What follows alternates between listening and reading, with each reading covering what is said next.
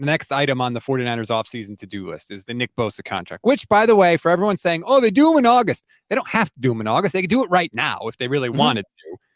I was sort of thinking about this today. I don't think the contract talks with Nick Bosa are going to get ugly, which is different than how they usually go. Remember, the first offer they made to George Kittle was called the St. Valentine's Day Massacre by Kittle's agent. Trent Williams had to call Kyle Shanahan at the 11th hour and be like, hey, I'm about to go to the Chiefs. Let's get this done. It is a knockdown, drag out fight when you negotiate with the 49ers, but I don't think it's going to be with Bosa. Debo cracked in March. Right. Debo said, trade me right now. He didn't even get to the negotiating table. He was like, no. This is awful. I can't do this. Hilarious. The reason I don't think it's going to get like that with Bosa is because Bosa's he's not going to get emotional and he's not going to get upset. He knows he's going to get his money. The only thing he doesn't know is which helmet he's going to be wearing when he gets it. The Bosas know how to negotiate. So I think Nick's going to say, this is what I want. This is how you're going to give it to me. This is when you're going to give it to me. And if you're not, that's okay. No problem. You do you. I'll finish my contract and we'll go to free agency. He's not going to get emotional and go back and forth. That's just how it's going to go. Do you feel me on that? Yeah, I mean, I don't understand why Debo cracked. Maybe it's because he didn't have as strong of a resume, but Bosa, aside from the torn ACL, aside from his injuries, I don't think anyone holds him against him because he's had back-to-back healthy years. He's got as pretty much of a pristine resume as you could possibly have. Defensive player of the year, rookie of the year. Yep. Like everyone pretty much acknowledges that he's not only the best, but he's super professional. Like he's always in shape. All that's like, you don't have to worry about. No, he's not going to be a leader of your team. He's not going to be there, but who cares? He'll get you 19 sacks. Is that cool?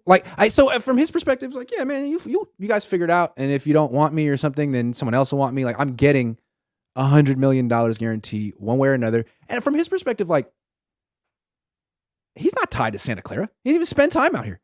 He spent all his time in Florida. So if the Niners fumble it, like from his perspective, like good. Now I'm sure he wants to be here. It's a great team, all that stuff. But like he's chilling. Yep. He's not tripping at all. Sweating it, and he's not going to get emotional. I'll never forget this.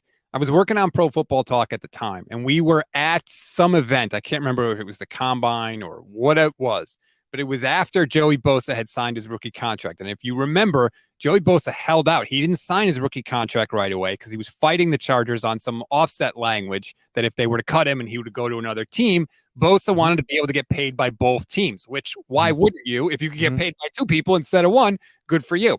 Before the interview started, Florio went up to him and was like, hey, Joey, I just want you to know you were 100% right on those negotiations. I totally get why you were holding out and you should have.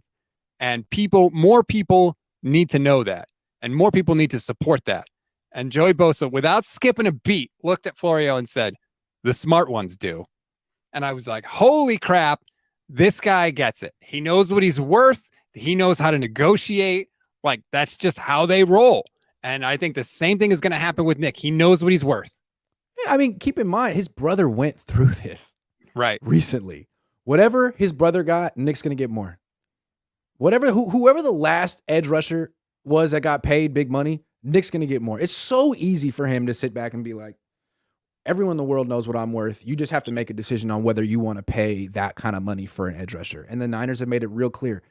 Yes, they don't want to spend that kind of money on a quarterback, but they do want to spend that kind of money on a defensive lineman. So he's going to get his money and he's not tripping at all. I can see why Debo get a little nervous because on offense, you never know if Kyle thinks he's the reason you're good or if you're the reason you're good. But on defense, I mean, Kyle can't take credit for Nick Bosa. So Nick is chilling. And Kyle has said that. Like, that's the one thing you can't fake. Kyle has said, like, look, I can piece it together on offense and get dudes open. You can't fake being able to just beat somebody off the line and rush the passer. And, you know, we've criticized Jed and ownership, and that's fair at times. But say this, man. Jed pays people. They paid Warner, they set the market. They paid Kittle, they set the market. They paid Trent Williams, they set the market. Who have they not paid?